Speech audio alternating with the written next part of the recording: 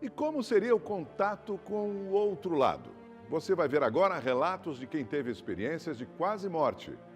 Mas afinal, você sabe o que é uma experiência de quase morte? E mais importante, você acredita em contato com o além? Estamos em Vitória, capital do Espírito Santo. É aqui que vive o advogado e escritor Anaximandro Amorim. Quem o vê relembrando as boas memórias da infância, não imagina que eles, os carros, teriam um papel importante na maior experiência que teve na vida. E tudo começou após um gravíssimo acidente, que ele mesmo explica. Eu estava de carona, foi 7 de setembro de 2009, eu ia correr na praia e um amigo meu comprou um carro novo, um carro esporte, e aí me convidou para botar o carro na estrada. E eu pensei, bom, quando eu chegar no destino, eu ligo para minha casa, até então eu ainda morava com meus pais. E aí nós colocamos o carro na estrada, e apesar dos pesares é uma pessoa muito prudente, não é? Muito consciente. E uma motorista em alta velocidade, uma motorista que estava em alta velocidade, tomou uma fechada, ela alega que tomou uma fechada de um carro, perdeu o controle e veio na nossa direção e se chocou. Foi uma colisão frontal. E o cinto de segurança lacerou meu intestino, cortou por dentro o intestino. Tive o que se chama de peritonite. Anaximandro ficou em coma por mais de uma semana. O coma é uma condição médica gerada pela redução da atividade elétrica no cérebro. Assim, o corpo não tem nenhum estímulo, o que denuncia falha no sistema nervoso central. Foi nessa época que Anaximandro teve uma experiência de quase morte. E aí quando eu entrei para a primeira cirurgia, eu, entre aspas, morri. Porque eu não me lembro de mais nada. Aí começa realmente essa experiência de quase morte. Eu fui realmente para esse lugar, né? E eu acredito que eu fui. Foi uma experiência muito contundente para mim. A experiência de quase morte do escritor capixaba Anaximandro Amorim foi tão marcante em sua vida que ele resolveu escrever um livro. Lá, ele relata detalhes impressionantes dos momentos que vivenciou.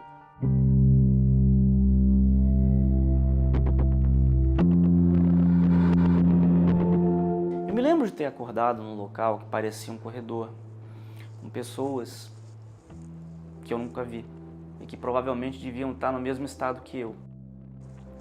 Era muito extenso e escuro e misterioso. E ao fundo, uma pessoa iluminada chegava até a minha direção. Eu realmente não conseguia ver o rosto dessa pessoa, mas ela era muito clara, ela era muito iluminada. Essa pessoa me estendia a mão e me levava até o final desse corredor. E você imagina um ponto de fuga, bem lá no fundo, como um clarão. Esse clarão, imagino eu, devia ser o fim da minha jornada. Não foi uma experiência agradável. Depois do que aconteceu comigo, eu fiz algumas pesquisas e percebi que na maioria dos casos as pessoas envolvidas em experiências de quase morte tinham sensação de paz, mas uma minoria não tinha. E eu pertenço a essa minoria. Certamente eu não devia, não era a hora, né? Tanto que eu tô aqui, claro, por óbvio. E essa pessoa ia me levando. Até chegar nesse local que eu imagino que seja o fim da nossa história e o começo de uma outra história. E eu digo para ele, com todas as letras, eu me lembro muito bem disso, eu não sei se eu devo reencarnar ou não. E a partir daí eu abro os olhos. Mas afinal, o que é uma experiência de quase morte? Diz a ciência que esse fenômeno seria uma alucinação de quem está em coma. As visões seriam sintomas da perda de consciência profunda e que apareceram em condições de estresse físico e neurológico. E você, acredita na experiência de quase morte? Conhece alguém que já passou pela experiência? Não, não tenho. E você acredita nesse tipo de experiência? Acredito. Biblicamente, depois que a gente morre, acabou. Por isso. Pelo conhecimento que eu tenho bíblico, entendeu? Eu não acredito. Eu nunca tive não, mas não conheço não. Essa experiência não. Você acredita nesse tipo de experiência? Não acredito não. Uma pesquisa feita em 1982 apontava que 8 milhões de americanos já tinham tido experiências de quase morte.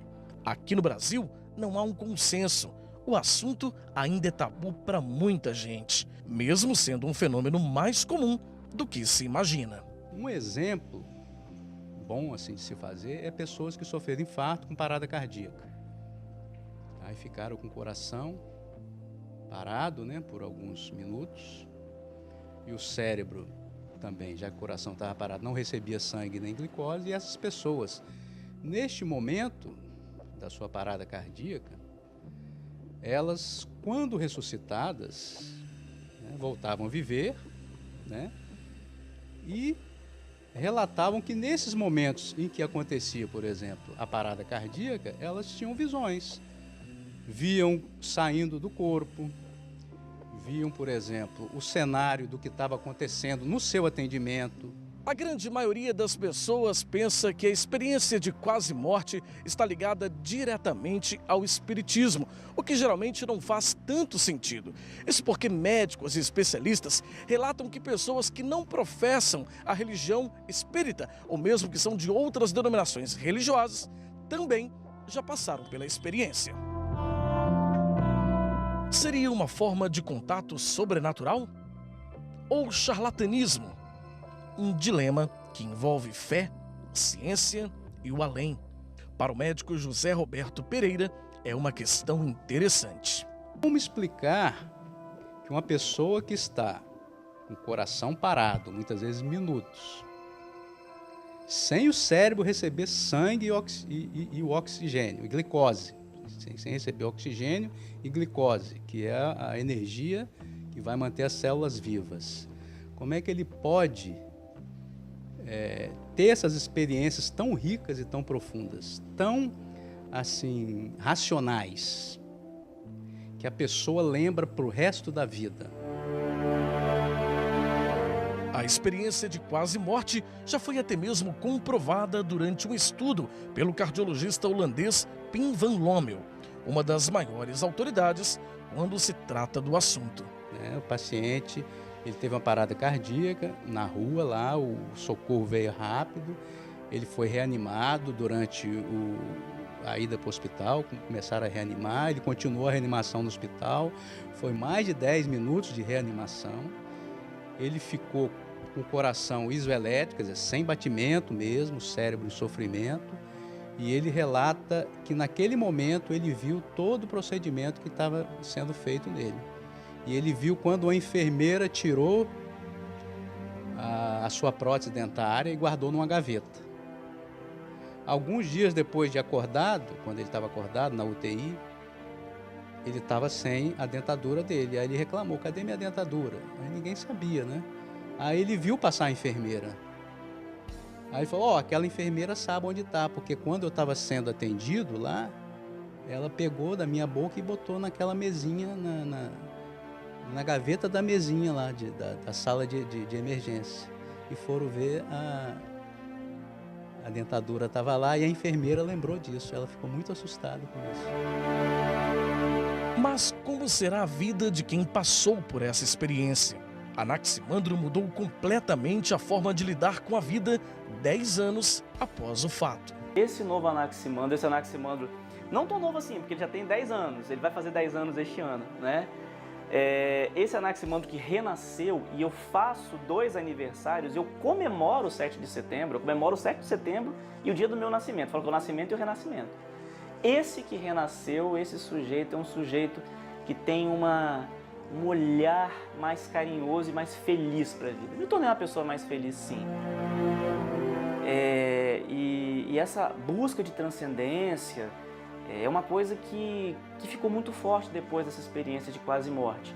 Porque eu vi a morte de muito perto. E isso muda muito a gente. Parece um clichê de filme, né, de novela, mas não, isso é verdade. Isso muda muito a ideia que a gente tem, até a concepção que a gente tem da própria vida.